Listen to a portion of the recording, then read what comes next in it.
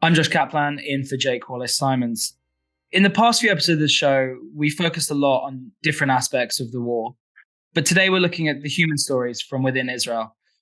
October the 7th has been described as a moment of no return for the country. And many Israelis seem to have this feeling that life may not return to the way it was before Hamas attacked. Joining me to discuss this is Mishy Harman. Mishy's a podcaster and host of the Israel Stories podcast. He also studied at Cambridge and Harvard and is now based in Jerusalem. Mishy, thanks for joining us. Thanks so much, Josh. Lovely to be with you, despite the circumstances. And I guess I wanted to start by talking about what's been your experience of being in Israel since October the 7th? Well, that's a complicated question. We are speaking on the 37th day of this war, I believe, and it feels like a lifetime. And like many other Israelis and like many Jews and non-Jews around the world, we've cycled through many different emotions these past 5-ish weeks, of course, from, disbelief to pain, to anger, to resilience, to fear, to inspiration.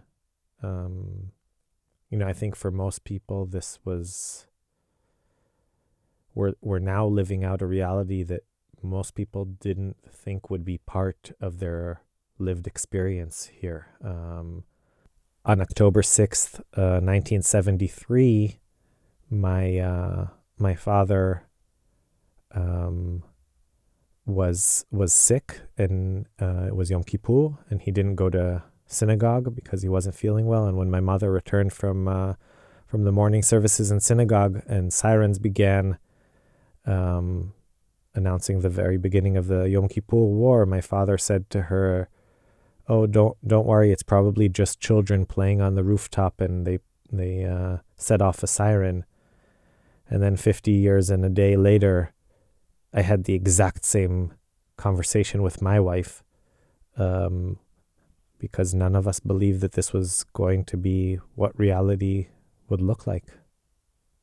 And I think that's something that a lot of people have spoken about, is that the most shocking aspect of this has kind of been the destruction of this idea that Israel is the one place on earth where Jews can just be totally safe. And it feels like that's one of the main things that's changed since October 7th, is this vulnerability. For sure. And of course, even the experiences within Israel are not all the same. Needless to say, the communities that had the horrible, horrible misfortune of being attacked on October 7th have a completely different experience than people living like myself in Jerusalem, or people living in the north, people who have been evacuated from their homes. Perhaps this is something that's difficult to fully grasp from afar, from outside of Israel, but there is also a life continuing here. I mean, people are going to work and restaurants are open and everything has changed, but there's also a life. I mean, it's one of these sort of mind-boggling things that very close to the studio from where I'm now speaking to you, there are people in full-out war, and yet I'm sitting in a studio and speaking to you. These are complicated and confusing times, I think, for everyone. And I think another thing that the people outside of Israel often forget is just how small a country it is, right? Like, there's not someone in Israel that hasn't been affected by this. Yeah, that's true. Unfortunately, the numbers of casualties are so high that most people know someone in their first circle or second circle or third circle who has been killed or has been injured or survived. And obviously, currently there are hundreds of thousands of people who are called up to reserves. So many people, are living a reality in which they're in constant concern and, checking their phone every second to see if there's any news or if they've received any message. And so for your podcast, you've been speaking to a lot of people. I think you've released something like 24 episodes since the war began.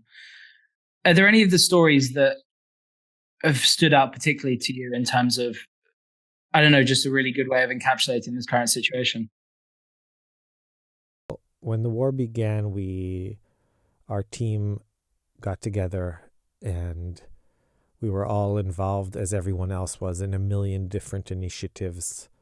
Some members of the team were enlisted in reserves, and some were volunteering in all kinds of inspiring different civil society initiatives. And we very quickly got together and thought, well, how do we tell the story of this moment, which is obviously a whole new chapter in Israeli history. And what we decided to do is to release daily episodes in which we talk to people and try to share their experiences of war, and from many different kinds of vantage points. So from people whose family members, whose sisters, whose children, whose parents are hostages and kidnapped into Gaza, to people who lost their spouses or their siblings, to people who ran away and managed to survive the carnage on October 7th, all the way to people who volunteered for reserve duty or who initiated tremendous civil society operations, chefs that are cooking 10,000 meals a day, or programmers who are creating applications that help you match up people, with in need of a home with people offering their homes, or rock stars who go out to the front lines and play for troops, or I'm just sort of looking a second at or mothers who are at home with 4 little children and no kindergarten and don't know how to explain this craziness that we're all in to little kids, and people getting married during the war, or people, there were everything was in such disarray, and our leadership, unfortunately, was so abysmal, our elected leadership, and this is something that I'm sure you've heard and many of your listeners will have heard again and again, but Israel, the entity called Israel, the state, is, in a very, very real way, its citizens, its civil society.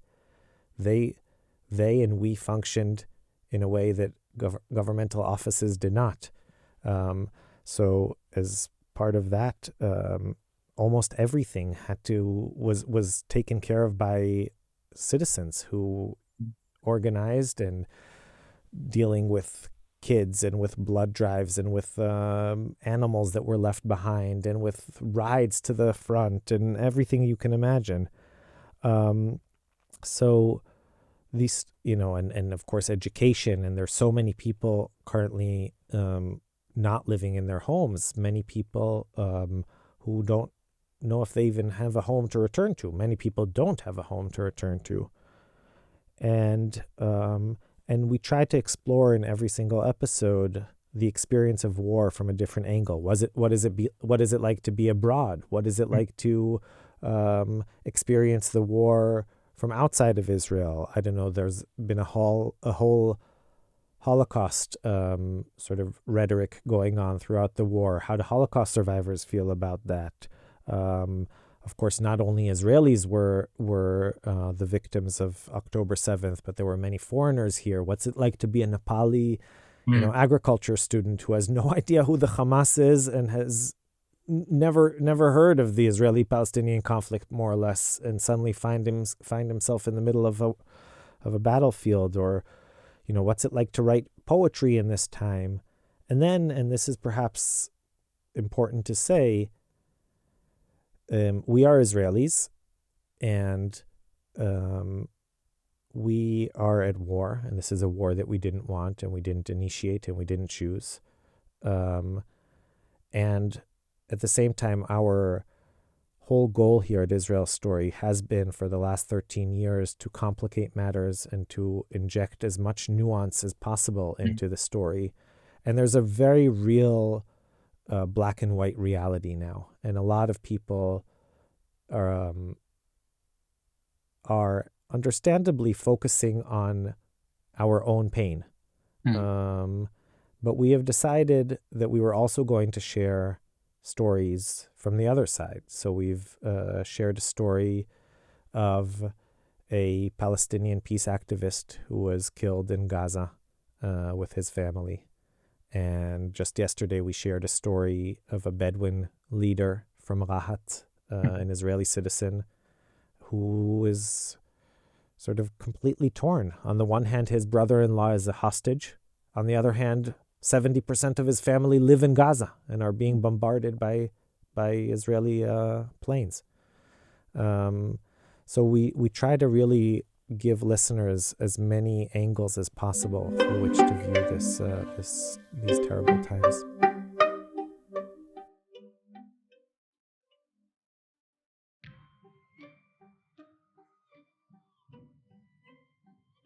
This week's episode of the Israel War Briefing is sponsored by the Jerusalem Foundation. Since the horrific events of October the 7th, the Jerusalem Foundation has turned to help in the immediate crisis, coordinating the relief efforts for the 20,000 war evacuees from southern and northern Israel now housed in Jerusalem, as well as looking after the city's own vulnerable populations.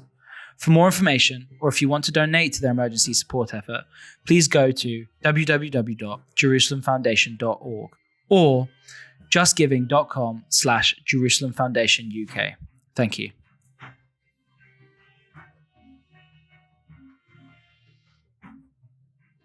You've spoken to, as you say, kind of huge different parts of Israeli society, Arab Bedouins, you dealt with the Palestinian thing.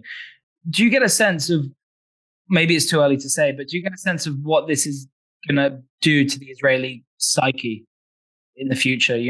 This is a fundamental change in the way that Israelis think about their country, right? How will this affect the national psyche, the national mood going forward after the war? Yeah. Look, I think that it's very early to be able to predict these kind of things. There are obviously going to be political ramifications for all of this, but I think and it's also important to situate all this, which is that this war broke out in the middle of one of Israel's deepest crises in its history. Israel was in the middle of sort of a real battle of ideas as to what the future of this country should be like, should look like, and should be. And I think that there, for many people, is a real identity crisis, and not a lot of we build our identities, our political identities, our social identities, our national identities throughout our lives. And this is this moment where, for many people, those identities and things that we all thought were true turned out to be not true. And it's difficult for people on the left that who have fought for many, many years for coexistence and for peaceful resolutions, and a lot of them are saying now, well, this has opened our eyes. On the other hand, we've also talked to a lot of people who have the exact opposite reaction, and say like, look what our leadership and our policies have led us to, and there is no military solution. if we all assume that we are not going anywhere and the Palestinians are not going anywhere, then there has to be some other way forward.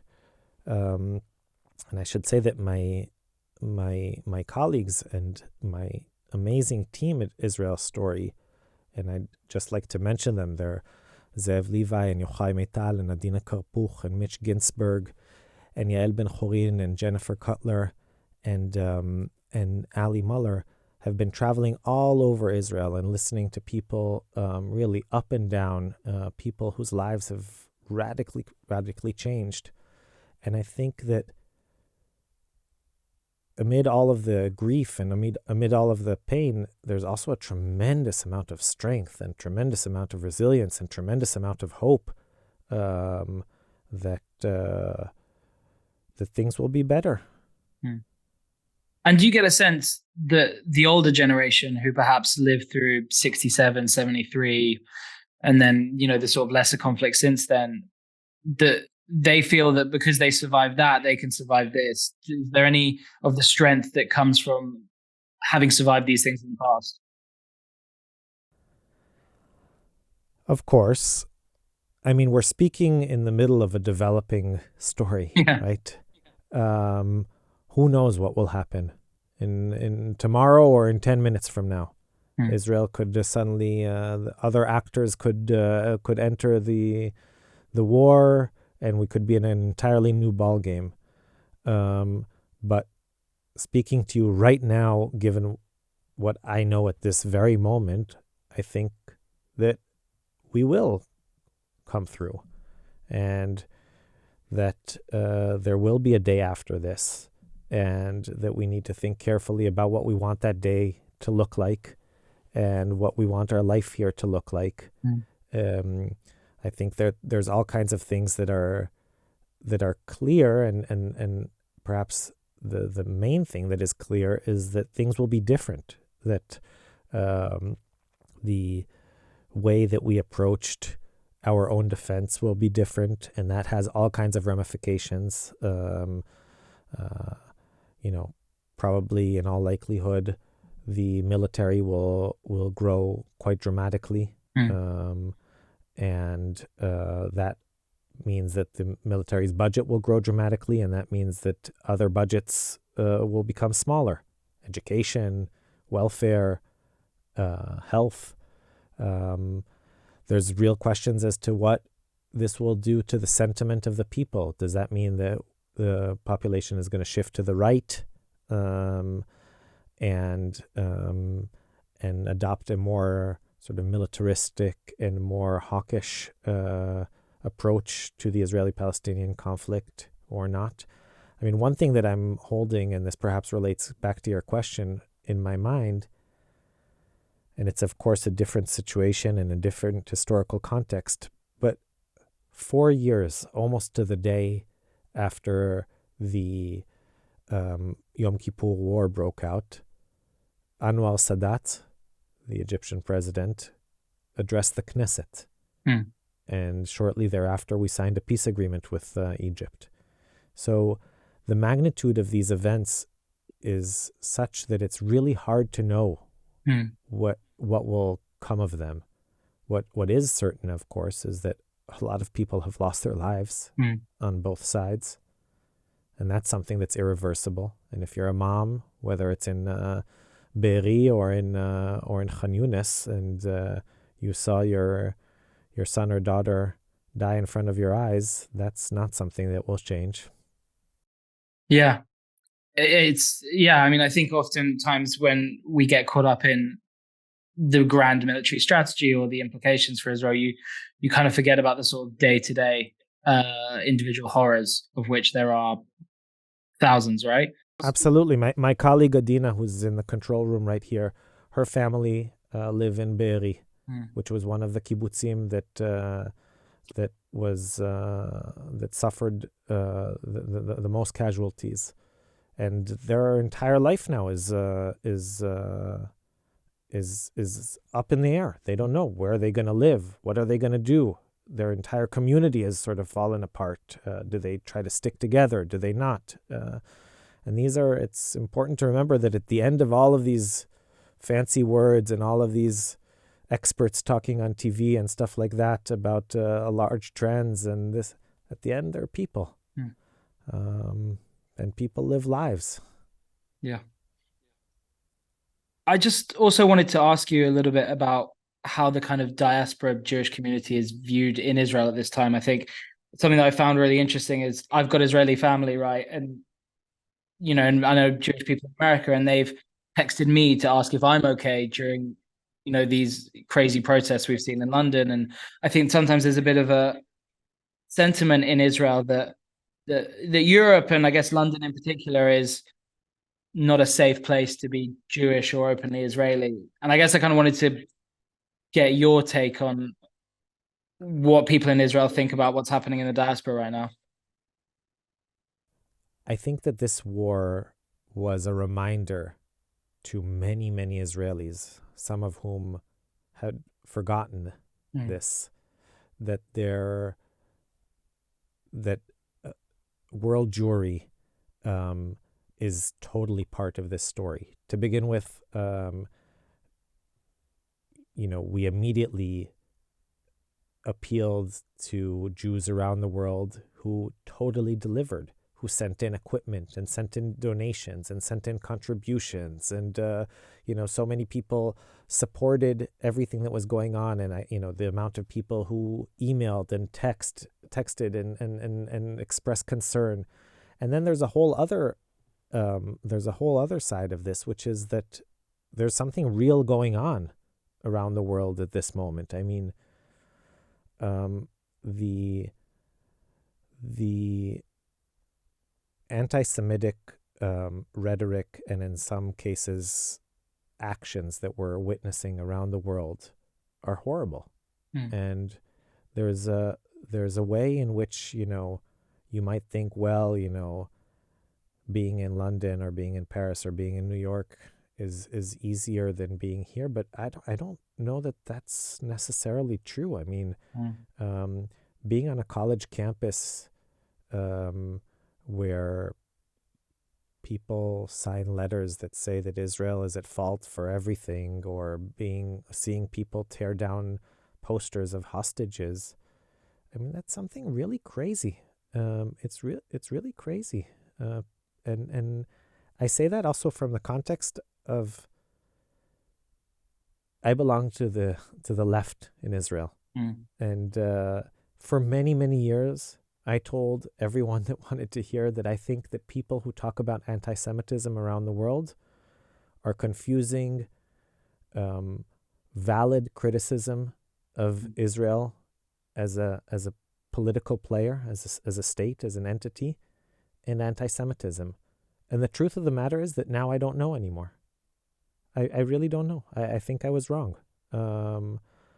I can't understand the evil that is necessary to come up to a poster of a 6-year-old kid who's kidnapped in Gaza, and tear it down. I mean, that's a horrible thing. And I want to say something, that this is not a dichotomous situation. It doesn't mean that seeing one side's pain negates seeing the other side's pain. I am very, very, very upset about what's going on in Gaza. Very. I think that the loss of life of civilians and of women and of children and of men and of adults and of elderly in Gaza is horrible. And saying that doesn't make me in any way less horrified by the barbaric attacks of the Hamas, who executed people in front of their parents' eyes, who kidnapped people, who burnt people alive, who did horrible things. And I think that we're able to hold pain. I mean, it's a very, very difficult thing to do, but I think it's important. It's important, especially now, also to recognize humanity on all sides. I Yeah. know that it's something that's difficult. I mean, a lot of people now don't want to hear about that. And I can understand that. A lot of my family members don't want to hear about that. A lot of my friends. And these are people who have a tremendous capacity for empathy. And I think that in times where you feel an existential threat, you often don't have the availability to hear about other suffering. Mm. And I don't think that this is a time to judge anyone. And I think that that's totally understandable.